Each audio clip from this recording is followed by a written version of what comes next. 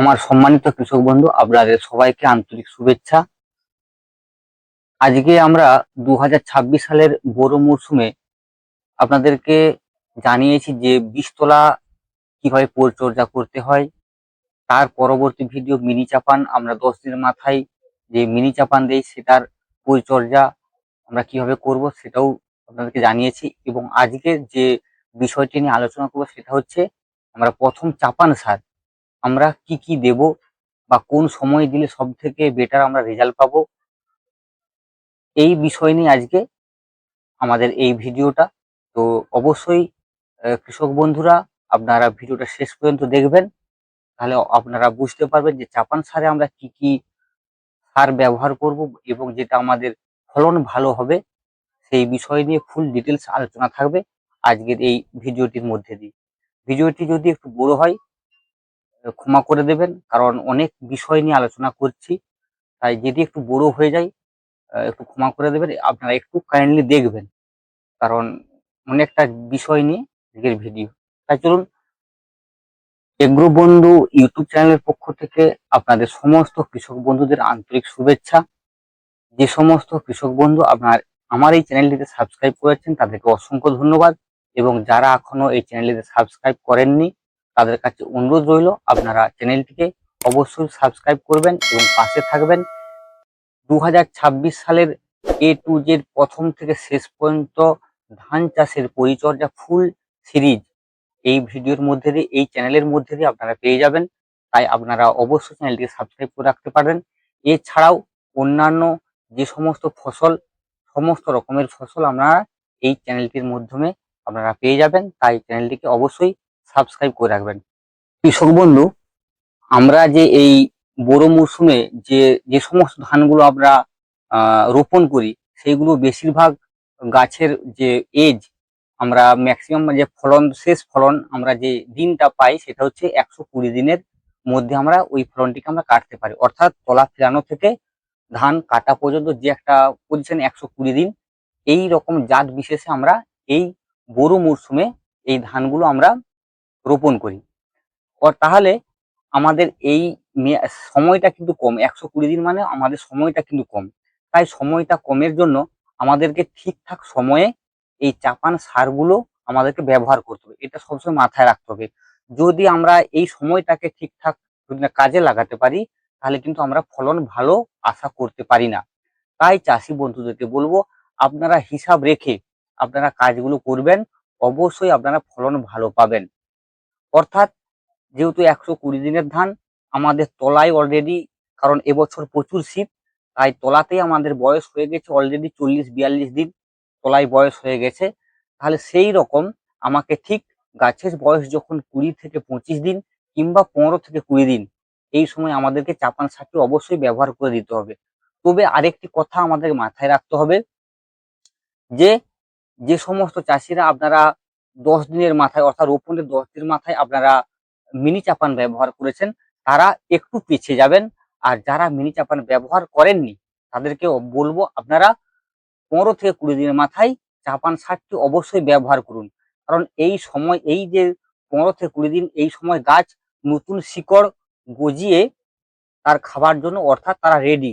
আপনাদের খাবারটা পড়লেই ওরা ঠিকঠাক গাছটা খেতে পারবে এবং তাদের পরবর্তী যে প্রজন্ম, বংশ বিস্তার যে স্টেজ, সেই স্টেজে তারা পৌঁছাবে। তাহলে অবশ্যই আপনারা এই 15 থেকে 20 দিন, নচেত যারা মিনি চাপান দিয়েছেন তারা 20 থেকে 25 দিন জোর ওয়েট করবেন, তারপর আপনারা চাপান সারটি অবশ্যই ব্যবহার করবেন। বোঝা গেল? কৃষক বন্ধু, আপনারা এই চাপান সার ব্যবহার করার সময় যে 3টি মারাত্মক ভুল করেন সেই ভুলগুলো নিয়ে প্রথমে আলোচনা করব, তারপর আমি এই চাপান সারে কি কি সার ব্যবহার করব সেটা নিয়ে আপনাদেরকে জানাবো।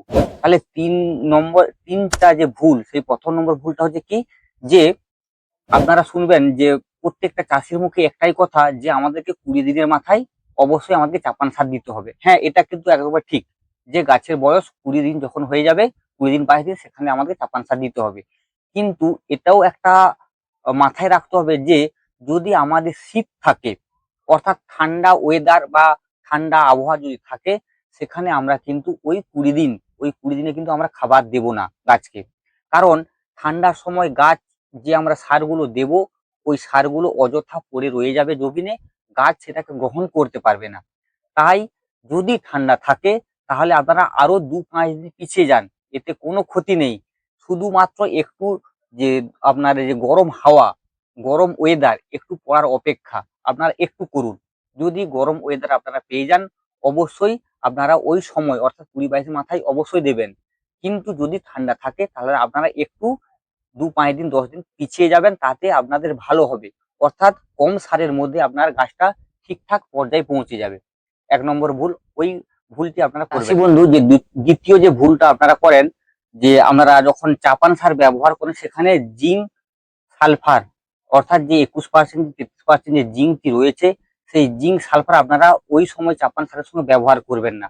কারণ ওই চাপান সারের সঙ্গে আপনারা যদি ফসফরাস জাতীয় বা ফসফেট জাতীয় কোনো রকম জিনিস ওর সাথে চাপান সারের সঙ্গে যদি অ্যাড করেন, সেখানে ওই জিঙ্কের সাথে আর ওই ফসফরাসের সাথে বিক্রিয়া করে একটি জটিল যৌগ সার পরিণত করে। সেটা গাছের ক্ষেত্রে অনেকটা কঠিন, সেই জটিল যৌগটাকে ভেঙে গাছ খাবার গাছের পক্ষে কঠিন হয়ে যায়। তাই আপনারা এই ভুলটি অবশ্যই করবেন না, যাতে ওই চাপানের সময় জিঙ্ক সালফার আপনারা ব্যবহার করুন। আপনারা ওটাকে 10 দিনের মাথায় বা অন্য সময় বা অন্য ইউরিয়ার সাথে বা বালির সাথে মিশিয়ে ছড়াবেন, সে ঠিক আছে। কিন্তু ওই চাপান সারের সাথে যেখানে ফসফরাস বা ফসফেট থাকবে তার সাথে আপনারা জিঙ্ক সালফার ব্যবহার করবেন না। এটা 2য় নম্বর ভুল। 3য় নম্বর ভুলটি কি করেন, যে আমরা যখন চাপান সার ব্যবহার করব, আমরা জমিতে প্রচুর পরিমাণে জল রেখে দিই। মানে একবারে হিড় যে ভর্তি সেই জলটা আমরা রেখে দিই, ওটা একবারে করবেন না। আমাদের জমিতে সব সময় সব থেকে যে ভালো যে জল ব্যবস্থাপনা 2 থেকে 3 ইঞ্চি জমিতে আমরা জল ধরিয়ে রাখবো, তারপর চাপান সারটি ব্যবহার করব। এতে সব থেকে ভালো রেজাল্ট আমরা পেয়ে থাকি। কারণ আমাদের যে সূর্যালোক, সেই সূর্যালোকটা যতক্ষণ না মাটিতে ঠিকঠাক ভাবে পড়ছে, ওই গাছটা ঠিকঠাক খাদ্যটাকে গ্রহণ করতে পারছে না। আর যদি খাদ্য গাছ যদি না গ্রহণ করতে পারে, গাছের কোনো রকম গ্রোথ বা গাছের বৃদ্ধি আমরা কিন্তু লক্ষ্য করতে পারবো না।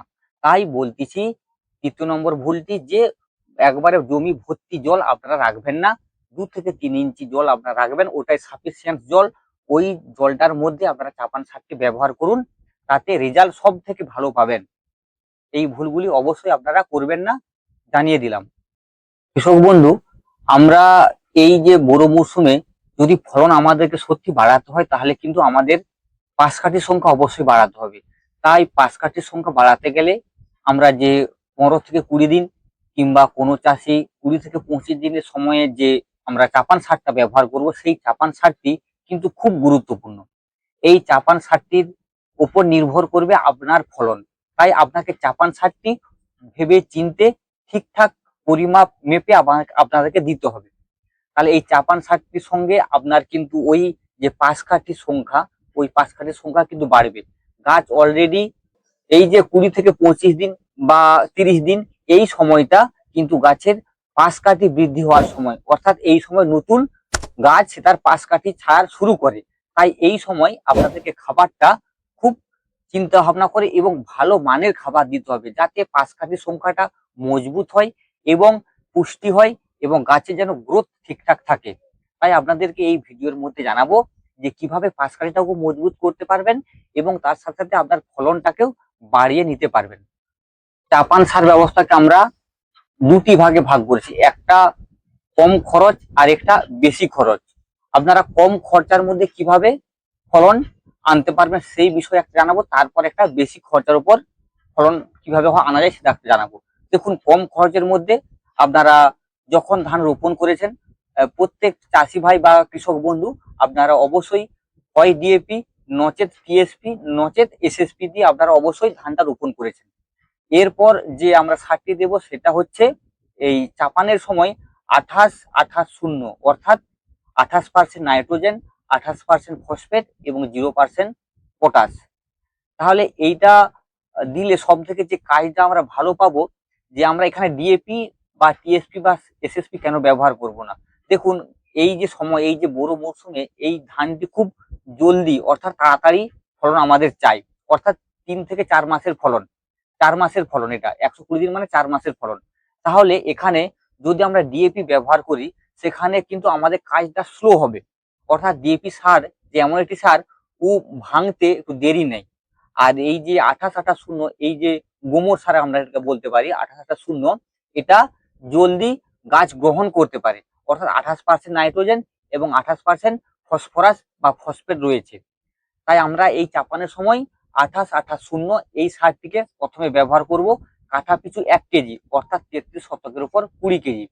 এর সাথে মিশাবো আমরা ইউরিয়া 200 থেকে 300 গ্রাম কাঠা পিছু। এর সাথে মিশাবো আমরা পটাশ, অর্থাৎ MOP পটাশ মিশাবো 6 থেকে 8 কেজি 33 শতকের উপর। এবং আরেকটা সার মিশাবো, সেটা হচ্ছে অ্যামোনিয়াম সালফেট, অর্থাৎ যেটাকে আমরা সহজ ভাষায় বলি অ্যামোনিয়া। অর্থাৎ এই অ্যামোনিয়াটা আমরা দেব কাঠা পিছু 300 থেকে 400 গ্রাম। এটা হচ্ছে অল্প খরচের মধ্যে একটা ভালো উপাদান। 4 রকম ফর্মুলা আমরা চাপান সারে ব্যবহার করতে পারি। কম খরচার মধ্যে একটা ভালো উপাদান, আপনারা এগুলো ব্যবহার করুন। অবশ্যই আমি বলছি, আপনারা অবশ্যই ভালো রেজাল্ট অবশ্যই পাবেন। এরপর আপনাকে জানাবো যে একটু খরচা বেশি করে কিভাবে আরো ফলনটাকে বাড়ানো যায়। যদি কোনো চাষি অধিক ফলন পেতে চায় তাহলে আপনারা যে মেডিসিনগুলো ব্যবহার করবেন আপনাদেরকে আজকে জানাবো এই ভিডিওর মধ্যে দিয়ে। তাই আপনারা অবশ্যই ভিডিওটা শেষ পর্যন্ত দেখবেন। আমরা এই ভিডিওর মধ্যে জানাবো যে কিভাবে আরো ধান, আরো পাশ কাঠি এবং আরো মানে ফলনটাকে বাড়ানো যায়। দেখুন, খরচা করলে আপনারা অবশ্যই রেজাল্ট পাবেন। তাই আপনাদেরকে খরচা করতে হবে। যদি আপনারা খরচা করেন তাহলে অবশ্যই ভালো হবে। আর যদি কম খরচার মধ্যে চান, কম খরচার মধ্যে কোনোদিন ভালো হয় না। তাহলে খরচা করলে অবশ্যই রেজাল্ট আপনারা 100% ভালো পাবেন। আমি যে এই 3 রকমের যে উপাদান, যে মেডিসিনের কথা বলবো, আপনারা এই 3টার মধ্যে যে কোনো একটা যদি মেডিসিন এই সারের মধ্যে, এই যে যে 4 রকম যে সার বললাম, ওর সাথে যদি আপনারা অ্যাড করতে পারেন, অবশ্যই নিশ্চিত আপনারা 100% যে রেজাল্ট আপনারা ভালো পাবেন। তাহলে চলুন প্রথমে আমরা কি মেডিসিনটা ব্যবহার করব। দেখুন, প্রথমে সব থেকে যে সস্তা আমরা বাজারে যে হিউমিক এবং ফলবিক এবং তার সাথে পটাশ এবং পিএইচ, যে ফর্মুলার যে 4 রকমের যে ফর্মুলার যে একটি মেডিসিন পাই, সেটা প্রথমে আমরা আপনাদেরকে দেখাই। এই যে ব্ল্যাক গোল্ড আপনারা পেয়ে যাবেন, এই যে ব্ল্যাক গোল্ড যে কোনো কোম্পানি আপনারা ব্যবহার করতে পারেন, সেটা কোনো বিষয় নয়। বিষয়টা হচ্ছে যে আপনাদেরকে হিউমিক এবং ফলভিক, তার সাথে পটাশ এবং পিএইচ, যেটা জমির পিএইচ লেভেলটাকে বা অম্লত্বটাকে ঠিকঠাক নিয়ন্ত্রণ করে, সেই রকম উপাদানযুক্ত একটি আপনাদেরকে প্রোডাক্ট বা ওষুধ বা মেডিসিন, আপনারা যেটা যার বলতে পারি না কেন, এই ওষুধ আপনারা কাঠা পিছু বা 33 শতকের উপর 500 গ্রাম হারে আপনারা ব্যবহার করতে পারেন। রেট কিন্তু আর বেশি না, 300 থেকে 400 টাকা জোর খরচা আপনাদের হবে। রেজাল্ট কিন্তু অবশ্যই আপনারা ভালো পাবেন। তাহলে এই হচ্ছে 1 নম্বর গেল। এই যে ব্ল্যাক গোল্ড, এর কাজগুলো আপনাকে জানতে হবে। এর আছে হিউমিক, এটা কি করবে, গাছের শিকড়টাকে মজবুত করবে এবং গাছের শিকড়টাকে বৃদ্ধি করবে। অর্থাৎ আমরা যেখানে সারটাকে আমরা যেখানে ছড়াই, সেখানে তো আর গাছ উঠে আসতে পারবে না সারটাকে গ্রহণ করার জন্য, সেখানে কিন্তু অলরেডি শিকড় তার বাড়িয়ে ওই সারটিকে সে খেতে যাবে। তাই এই প্রোডাক্টটি আপনাদের শিকড়ের দ্রুত শিকড় ছড়াতে সাহায্য করে, এই ব্ল্যাক গোল্ড। এবং এর সাথে যে পিএইচটা রয়েছে, পিএইচটা জমিনের যে অম্লত্ব, সেই অম্লত্বটাকে কি নষ্ট করে এবং জমিনটাকে ঠিকঠাক পিএইচ লেভেলটাকে ধরে রাখতে সাহায্য করে এই প্রোডাক্টটির কাজ। এবং এর সাথে রয়েছে সামান্য অল্প পরিমাণে K2O, অর্থাৎ পটাশ। পটাশের আমরা সবাই কাজ জানি, দুর্দান্ত কাজ, গাছকে শক্ত করা, মজবুত করা, গাছকে রোগ প্রতিরোধ হাত থেকে মুক্তি করা। এই পটাশ আপনারা অবশ্যই এই প্রোডাক্টটি আপনারা ব্যবহার করতে পারেন যে কোনো কোম্পানির। আপনার যদি শুধু এই কোম্পানির নিতে হবে তাও কোনো মানে নেই, আপনারা যে কোনো কোম্পানির এই ব্ল্যাক গোল্ড যে কোনো কোম্পানির আপনারা ব্যবহার করতে পারেন। ঠিক আছে, এরপর আপনাদেরকে আরেকটি প্রোডাক্ট দেখাবো, সেটি হচ্ছে সাই কোম্পানির পাওয়ার প্লাস। এটি কিন্তু একটি সাই কোম্পানির সব থেকে ভালো প্রোডাক্ট। আমি এক কথায় বলতে পারি, আপনারা এই প্রোডাক্টটি ব্যবহার করতে পারেন 33 শতকের উপর মাত্র 200 থেকে 250 ml, অর্থাৎ এটা লিকুইড। ওই সারের সাথে আপনারা মাখিয়ে জমিয়ে ছিটিয়ে দিতে পারেন। 33 শতকের উপর মাত্র 200 থেকে 250 ml খরচা হবে। দাম মাত্র 200 থেকে 250 টাকা, জোর 300 টাকা খরচা হবে। এতে কিন্তু আপনার যে 5 কাঠি সংখ্যা আসবে আপনি কল্পনা করতে পারবেন না।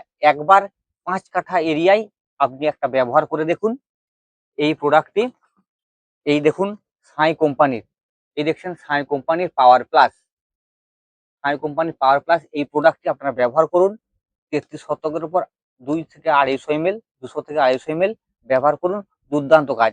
এর যে টেকনিকটা রয়েছে তোমার অর্গানিক ভাবে, অর্গানিক কার্বন, এর যে প্রোডাক্টটা কাজ করে অর্গানিক কার্বন, অর্থাৎ আমাদের জমির প্রত্যেক জমিতে কার্বনের অভাব থাকে এবং কার্বন জনিত কারণের জন্যই এই কার্বন এইটা যদি ব্যবহার করি তাহলে জমির তাকে ফাঁপা রাখবে এবং শিকড়টা গাছকে চালাতে সাহায্য করবে।